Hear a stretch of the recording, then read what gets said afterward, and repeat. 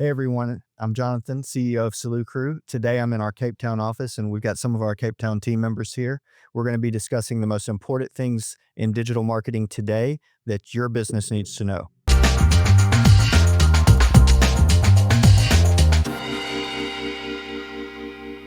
That's actually a very good question. So there's a couple of ways to do this, but to answer your question in a nutshell, no, you can immediately tell the bot, look, I want to speak to a human, and you can build this into your chatbot by providing the person with a button, or just by having a conversation and saying, look, I now want to speak to a human representative, a human being, and the bot would literally respond by saying, okay, let me get you in contact. And what that looks like for the staff, that could be an email that you get. Just say, look, there's a customer, there's a client on your platform, your website most likely, that wants to chat to you. And all you need to do is you click on this link in the email and you can continue with the conversation. You just disable the bot temporarily for that specific session and you can continue having that conversation. So if there's clients or customers out there that does not like the bot experience or just wants to speak to a human or feels that the bot doesn't cover something in particular, then you can go the route of speaking to a human by, like I said, either just having a conversation with them, asking for it, or if you've got that option in your bot as a button, you can just click on it and say, I now want to speak to a human. We've been, we have been playing around with a lot of AI technology. Also, I'll talk about something recently I've been working on, which is very similar. Maybe it's even a continuation of that, or it could integrate with that, and that is a voice AI agents. And so similarly, this is obviously mostly revolving around phone calls. And so it can make outbound phone calls. It can make inbound phone calls as well. And so essentially you're able to have someone call in 24 hours a day and you always have someone answer the phone. There's several voice creation tools, and you can even mimic your own voice. So you can essentially clone your own voice. But yeah, you essentially go from having to man those phones to they're always manned. And the same thing. So you can also, when somebody says, hey, I want to talk to a human, also you can build that functionality in a similar way. So it's not the, when you think of chatbot, you think of on the website or Messenger or something like that, WhatsApp possibly. But in this case, it's literally the phone. Somebody's called your number. Now they're interacting. They're going through this conversation. You train the bot the same way as that chatbot.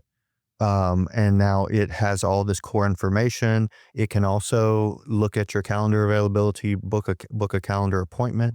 You can integrate SMS. So yeah, there's a lot of cool things that we've been seeing there. So I want to expand on this conversation a little bit. You guys have opened up the AI. We may as well go further down the rabbit hole. So a question I have, we as Solucru, we obviously adopt AI in everything we do. The question I have, and this is a client-facing question, we work with a lot of clients. How would you say, what is the selling point as to, if I'm a client, why should I adopt AI in what I do? Because I think a lot of people are still seeing AI as a negative. It's going to take people's jobs. It's going to, it's here to do bad. It's going to go off the rails. It's going to misrepresent me as a business. What would you say is the main selling point as to why I should integrate AI in my day-to-day operation? For me, it's a simple answer. It's efficiency. And there are genuine concerns about the point you mentioned about AI taking jobs and things like that. I think we have to understand that AI is going to rapidly get better and better at this conversational piece, at messaging, content generation piece. All these things are rapidly evolving. Every few months, it's going to get significantly better. Likely, it's very likely that's going to happen. So as CEO, I'll put myself as business owner, as business leader perspective. We have to look at how do we balance AI and balance our human capital, our human assets on our team. And so the way we've looked at it is how can AI make us superhumans, right? How can each of our team members use AI to make what we do better, faster, uh, possibly more effective, right? With using those tools. And that's the way we're looking at it now. We don't think, although what I just said about it evolving quickly, we don't think it is ready for AI to fully replace people yet. But it could be soon. I would say I agree with that thought process. I think a lot of people see it as AI is just here to replace me. I think realistically, I agree with the thought process of AI is an extension of you. Yeah. If you are able to really utilize it, you can mundane tasks, you can have the AI do that for you.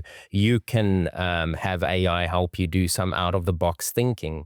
But it doesn't just do all the logic for you. I think it becomes an extension of what you're doing. I do want to ask Richard in particular. Richard is our senior developer on the team. And what I would love to ask Richard is, when you do custom code, you're working for a client, you do custom code, I know there's a lot of people in the developer space that frown upon the use of AI. It's almost ridiculed. Like, why are you using AI to help you write code? Or why are you using AI to problem solve something or look through code? What is your thoughts on, utilizing AI in your day-to-day as a developer? It's a good question, and it reminds me of the days when Stack Overflow was becoming popular as a website, and there was a lot of developers out there that was looking at it and saying, "Why are you using this platform?" And over the years, it has proven that it was always your coding buddy. If you didn't understand something, if you needed some help, and there wasn't a senior developer or an online resource on that matter, a lot of developers would say, go to Stack Overflow, go to that website, ask your question, or just look if that question has already been asked and answered, and then you go from there. I would say the same thing now with chatbots. Or AI in general. It's new, so a lot of people are worried about what is going to happen with your data.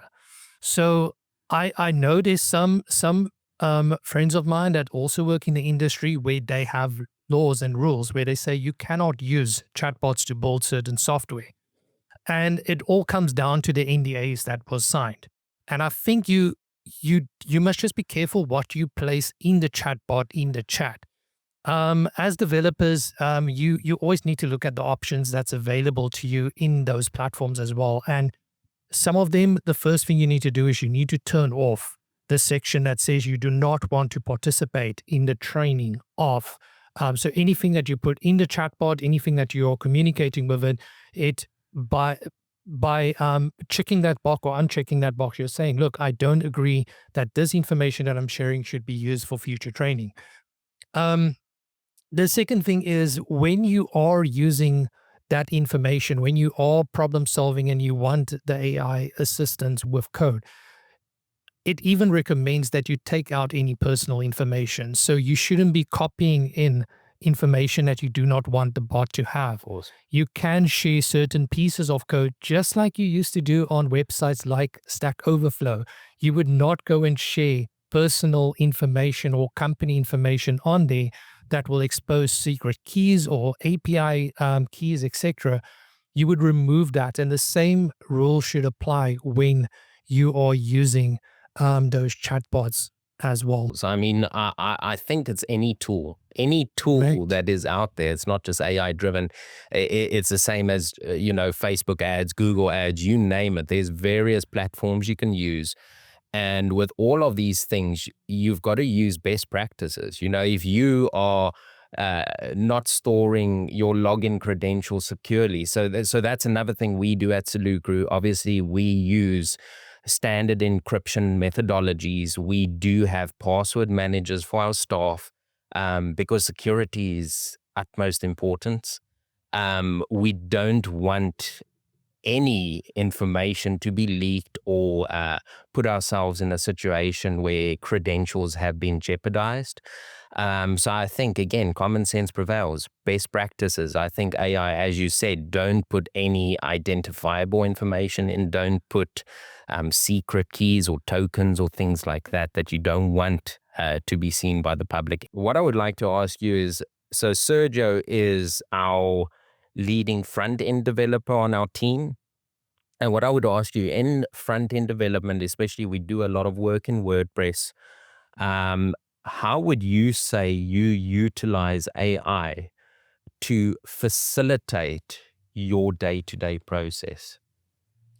Oh, well, when it boils down to sort of trying to target certain elements to style them and look a certain way to, adjust things to be on brand with the CI of each client that we work with, I utilize it quite uh, in that sense, basically, to sort of knuckle down into the code.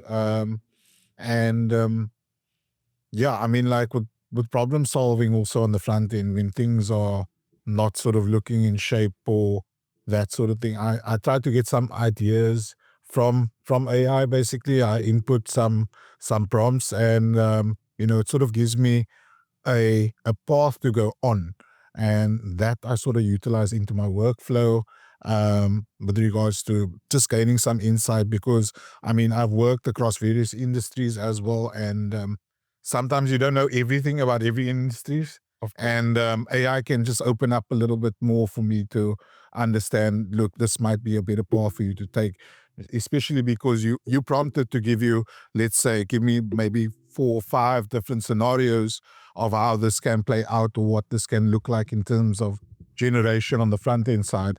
And yeah, I mean, it really helps me gain some insight as to, what I can put out there or try, coupled with sort of my own research as well. I mean, it's been a great partner to have in this day and time. I mean, back in the day, you would need to sort of do your research, come up with, look at competitors, that sort of thing. And AI has just sort of closed that gap a little bit more. It makes me more efficient, I'd say. That's what I was gonna jump in. I was just gonna ask. I was like, so how would you have done those things before? Now you're able to say, "Give me 5 of these," and Yeah. and previously, Well, I think that's kind of the thing. What people forget is AI, and it's the same as, some of us, I think most of us are a little bit older in this room. So, some of us know a time before internet was as big as it is today. Hate to admit it, but it's the reality.